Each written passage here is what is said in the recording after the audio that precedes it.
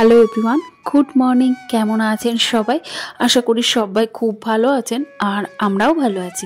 আমার আরও একটা নতুন ব্লগে আপনাদের সবাইকে স্বাগত জানাই। গোপালকে জাগিয়ে গোপালকে জল বাতাসা খাইয়ে তাকে রেডি করে বসিয়ে দিয়ে এসেছি। আর রান্নাঘরে দেখুন কত সুন্দর এই জানলা দিয়ে রোদ্দুর হয়। তবে গরমকালে না এই ঠিক এতটাই রোদ্দুর হয় যে যেখান থেকে পুরো মাথার ঘাম একবারে পায়ে পড়ে যায় জানেন। শীতকালে এখানে দাঁড়িয়ে বড্ড কাজ করতে ভালো লাগে, তবে শীতকালে রোদ্দুর আসে যতটা, হাওয়াও তার থেকে বেশি কিন্তু আসে জানেন।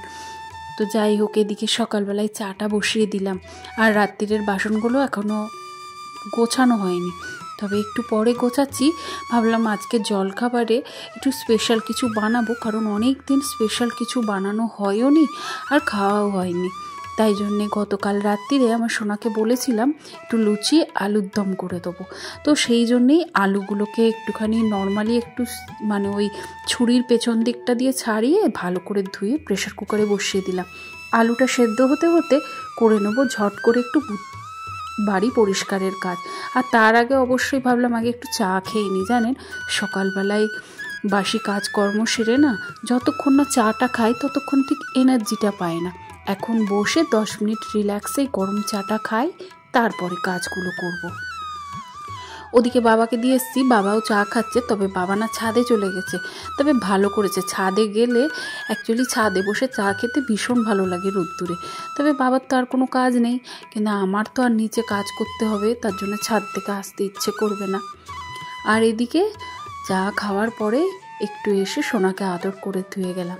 আমার এটা ছোটোবেলার থেকেই আর কি, সোনার যখন ছোট ছিল তখন থেকেই আমি সকালবেলায় ও যখন ঘুমোতো কাজ করি আর যাই করি মাঝে মধ্যে ওকে আসতাম, দেখে যেতাম। আগে যখন ছোট ছিল ও কী করতো, খাটে কি করছে, একা একা শুয়ে থাকতো, আবার কখনো ঠাম্মাও থাকতো, অসুবিধে হতো না। যখন একা থাকতো বারে বারে আসতাম, ওকে আদর করতাম, তারপরে আবার গিয়ে কাজ করতাম। এইভাবেই কিন্তু ছোট থেকে আর অভ্যাস, তো সেই অভ্যাসটা ওরও রয়েছে আর আমারও রয়েছে। ও ঘুম থেকে উঠে আমি যেখানেই থাকি না কেন ও সেখানে গিয়ে আমার সাথে দেখা করে আসে, আবার আমিও কাজ শুরু করার আগে ওকে দেখে তারপরে দিনটা শুরু করি। আর এই যে এখনও সোনাকে তুলে দিয়েছি, কারণ অনেকটা বেলা হয়ে গেছে, আর ভাবলাম বাসি বিছানা এতক্ষণ ধরে ফেলে রাখাটা ঠিক না। আর বাসি বিছানা যতক্ষণ ঘরের মধ্যে ফেলে রাখবেন দেখবেন ঘরে নেগেটিভিটি ততটাই ছড়ায়। তো যার কারণে আমি সকাল সকাল চেষ্টা করি বাসি বিছানাটা গুছিয়ে নেওয়ার। টেবিলটা রাত্রিবেলায় একটু লেট করে খাওয়া হয়, তো মানে আমি তো নিচেই খাই, মা খায়, ভাই খায়, এরা একটু লেট করে খায়। মা যদিও আগে খেয়ে নেয়, কিন্তু ভাইয়ের খেতে খেতে লেট হয়। তো সেই কারণে 2-1টা থালা বাসন থাকে, তো টেবিলের ওপরেই থাকে। আমি রান্নাঘরে এঁঠো বাসনটা রাখি না, তো তার কারণে সকালবেলায় মাজা ঘষা করে নিই। তবে গতকাল রাত্রে কোনো বাসন ছিল না, কিন্তু আমার ওই যে বললাম অভ্যাস, সকালবেলায় উঠে আগে কিন্তু টেবিলটাকে মোছামুছি করে নিলাম। সাথে ফ্রিজটাও ছিল, সেটাকেও মুছে নিয়েছি। আর এই দেখুন সকালবেলা এখন বেডরুমটা পরিষ্কার করে নেব। আর এইভাবেই কিন্তু কাজগুলোকে বুদ্ধি খাটিয়ে কিন্তু অল্প সময়ের মধ্যে করি। না হলে কি বলুন তো, এত বড় বাড়িটা আর এই শীতকালের ছোটোবেলার মধ্যেই কনকনে ঠান্ডায় সমস্ত কাজ একসাথে করা, সাথে এত বড় বাড়ি পরিষ্কার করে গুছিয়ে পরিপাটি করে রাখা, এটা হয়তো সম্ভব হতো না। তাই জন্যই অল্প সময়ের মধ্যে বুদ্ধি খাটিয়ে কাজগুলো করে ফেলি। ওইদিকে রান্নাঘরে কিছু কাজ বসিয়ে, যে কাজগুলো বসিয়ে আমি কিন্তু নিশ্চিন্তিতে কয়েকটা কাজ করে নিতে পারবো, সেরকমভাবেই কিন্তু কাজগুলো করে থাকি। আর মধ্যবিত্ত বাড়ির গৃহবধূ, ওই জন্য হিসেব করে চলাটা অনেক আগে থেকেই কিন্তু শিখে গেছি জানেন। সেটা হিসেব করে টাকা খরচ করাই হোক, আর হিসেব করে সময় বাঁচানোই হোক, যেটাই বলুন না কেন, সেই হিসেবের খাতাটা কিন্তু এখনও কিন্তু বন্ধ হয়নি। যত দিন যাচ্ছে হিসেবের খাতাটা কিন্তু আরও সুন্দর হয়ে যাচ্ছে জানেন। সেটা অর্থের দিক দিয়ে, সময়ের দিক দিয়ে, বা সংসারের অন্য আরও খরচের দিক দিয়েই হোক না কেন। তাই যতটা হিসেব করে চলা যায় ততটাই কিন্তু আমাদের সুবিধে। সারা দিন এই যে ছোট দিনের বেলা সবাই কিন্তু একটু আধটু হাত পা ছড়িয়ে বসে রেস্ট নিতে পারবে, কিন্তু দেখুন আমাদের মতো যারা ঘরের হাউসওয়াইফ তারা কিন্তু রেস্ট নিতে পারবে না। কিন্তু তবুও দেখবেন দিনের শেষে আপনাকে একটা কথা শুনতেই হবে যে তোমাদের আর কাজ কি, ঘরের মধ্যে রান্না করা আর এই ঘর ঝাড় দেওয়া, ঘর মোছা। এইটা কিন্তু শুনতেই হবে। শুধু আমি না, আমার মতো আরও যারা হাউসওয়াইফ আছেন তাদেরও কিন্তু শুনতে হয়, তাই না? তবে আমারও তাই, আমারও কিন্তু এর থেকে ব্যতিক্রম কিছু নই। আমাকেও কিন্তু দিনের শেষে একবার হলেও শুনতে হয়। কি আর কাজ, বাড়ির মধ্যে ঘরে বসে বসে রান্না করা, ঘরদোর গোছানো, কিন্তু এর মধ্যেও যে এই কাজগুলো মেনটেন করা যে কতটা কষ্টকর সেটা একজন হাউসওয়াইফ ছাড়া জানে না। তো যাই হোক, কথা বলতে বলতে ঘরদোর ঝাড় দিয়ে নিয়েছি আর মুছেও নিয়েছি। তবে কি বলুন তো, মোছাটা আর আপনাদের সাথে শেয়ার করা হলো না, কারণ অনেকটা সময় লাগতো আর তারপরে ফোনের চার্জটা একটু কম ছিল। আর এই দেখুন, এইবার রান্নার জোগাড় যন্ত্র করে নিচ্ছি। এদিকে পেঁয়াজ টমেটো এটা কেটে নিচ্ছি, আর আদা রসুনের পেস্টটা আমার আগে থেকেই করা রয়েছে। কি জানেন, আমি চেষ্টা করি এই আদা রসুন কাঁচা লঙ্কা তারপরে জিরে এইগুলো অন্তত আলাদা আলাদা করে বেটে একটু ফ্রিজে রেডি করে রাখা, তাহলে কি জানেন অনেক তাড়াতাড়ি কিন্তু রান্নাগুলো করা যায়। আর আমি চেষ্টা করি সপ্তাহে একটা দিন, যেমন রবিবার দিন সন্ধ্যাবেলায় বসে বসে আদা রসুন তারপরে কাঁচা লঙ্কা এই টাইপের যে মশলা যেগুলো আমার রেগুলার ওয়াইজ লাগে সেই মশলাগুলো করে আমি ফ্রিজের ডিপে করে রেখে দিই। তাহলে কি হয় বলুন তো, আমাদের প্রত্যেকের বাড়িতেই প্রায় ফ্রিজটা থাকেই, তো এতে করে সময় অনেকটা বাঁচে। কারণ সকালের দিকে যখন দেখবেন তাড়াতাড়ি রান্না করতে হবে তখন কিন্তু মশলাটা করা থাকলে অনেকটাই সুবিধে হয়। তা আমি তো এইভাবে করে থাকি, তাই আপনাদের সাথেও একটু শেয়ার করলাম, ভাবলাম আপনাদেরও হয়তো কোনো কাজে লাগলেও লাগতে পারে। আর আগে শিলনোড়া ছিল, এখনও রয়েছে, তবে শিলনোড়াটা এই ঘরে যখন আমাদের পালিশের কাজ হলো কিছুদিন আগে, তারপরে আমার ওই বেডরুমটা রঙের কাজ হলো, তখন না এই সমস্ত জিনিস এদিক ওদিক করায় ভাই আসলে শিলনোড়াটা কোথায় রেখেছে সেটা আর আমি খুঁজে পাচ্ছি না। তবে জানেন, আমার না এই শিলনোড়ায় মশলা করে রান্না করতে ভীষণ ভালো লাগে। তার স্বাদটা কোথাও মিক্সচার মেশিনের বাটির মধ্যে করে কিন্তু আসে না। আর এদিকে আলুর দমের মশলাটা কষিয়ে ফেলেছি। ওই তো পেঁয়াজ টমেটো একটু নুন হলুদের সাথে ভালো করে ভেজে নিয়েছি, সাথে একটু কাশ্মীরি লঙ্কার গুঁড়ো দিয়েছিলাম, আর দিয়েছি আদা রসুন পেস্ট আর একটু চিনি, আর সাথে রয়েছে কসুরি মেথি। ব্যাস ভালো করে কষে আলুগুলো দিয়ে দিলাম। আর এদিকে ভাবলাম বছরের আজকে হচ্ছে শেষ দিন না, তবে শেষ দিনের আগের দিনটা মানে 30শে ডিসেম্বর। তো এই ভিডিওটা আপনাদের কাছে পৌঁছতে হয়তো অনেকটা লেট হয়ে যাবে, তবুও দিনটা তো মানে আছে, তাই ভাবলাম স্মৃতি হয়ে থাকুক।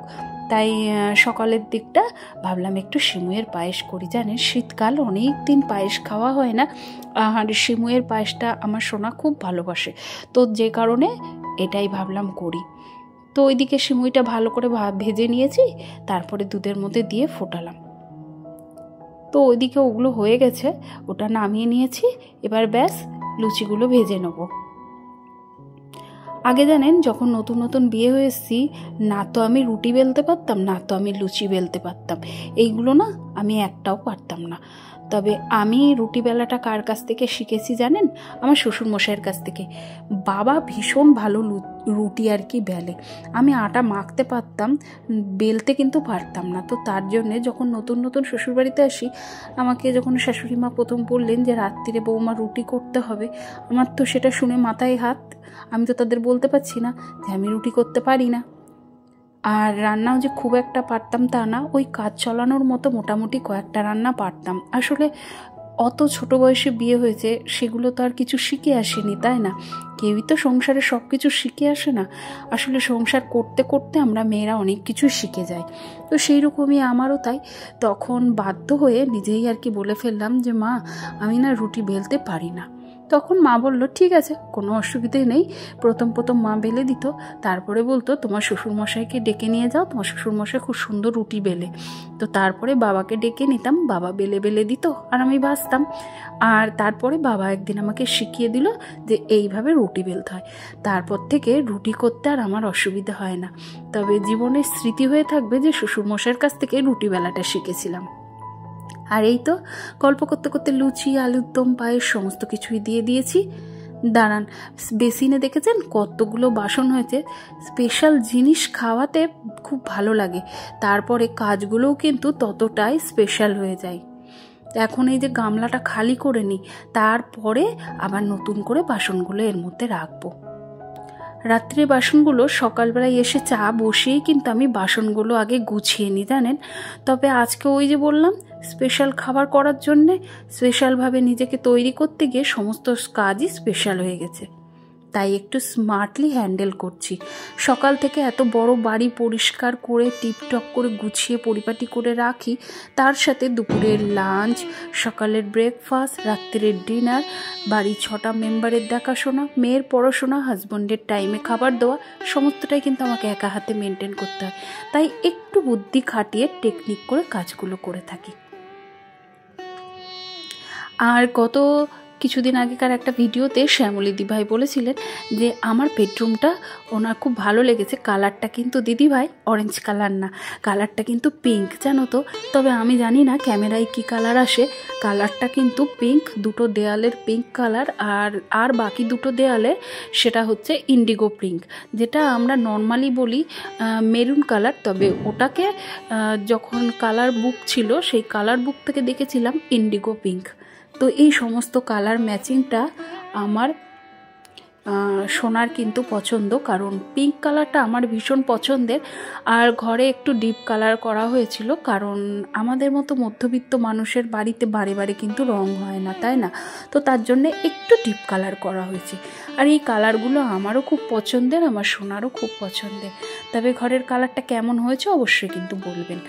আর শ্যামলী দিভাই আরও একটা কথা বলেছিলেন, বেডরুমটা একটু ঘুরিয়ে দেখাতে। অবশ্যই দেখাবো দিভাই, একটু গুছিয়ে নিই আর একটু সময় করে নিই, অবশ্যই তোমাদের পছন্দ মতো করে ভিডিও আমি দেখানোর চেষ্টা করব। আর এই তো সকালবেলাকার সমস্ত কাজ কমপ্লিট করে আমি আমার কাজগুলো থেকে একটু জল দিয়ে নিচ্ছি, কারণ সারাদিনে আর ওদের কাছে আসার আর সময় হয় না। তাহলে আজকের ব্লগটা আপনাদের কেমন লাগলো অবশ্যই কিন্তু একটা কমেন্টের মাধ্যমে জানাতে ভুলবেন না। যদি কোথাও ভালো লেগে যায় প্লিজ একটা লাইক করে দেবেন, আর এই ধরনের ভিডিও আরও দেখতে চাইলে চ্যানেলটাকে সাবস্ক্রাইব করে রাখবেন। তাহলে চলুন আজকের ভিডিওটা এখানেই শেষ করছি, আবারও দেখা হবে নতুন একটা ভিডিওর সাথে। ততক্ষণের জন্য সবাই খুব ভালো থাকবেন, সুস্থ থাকবেন।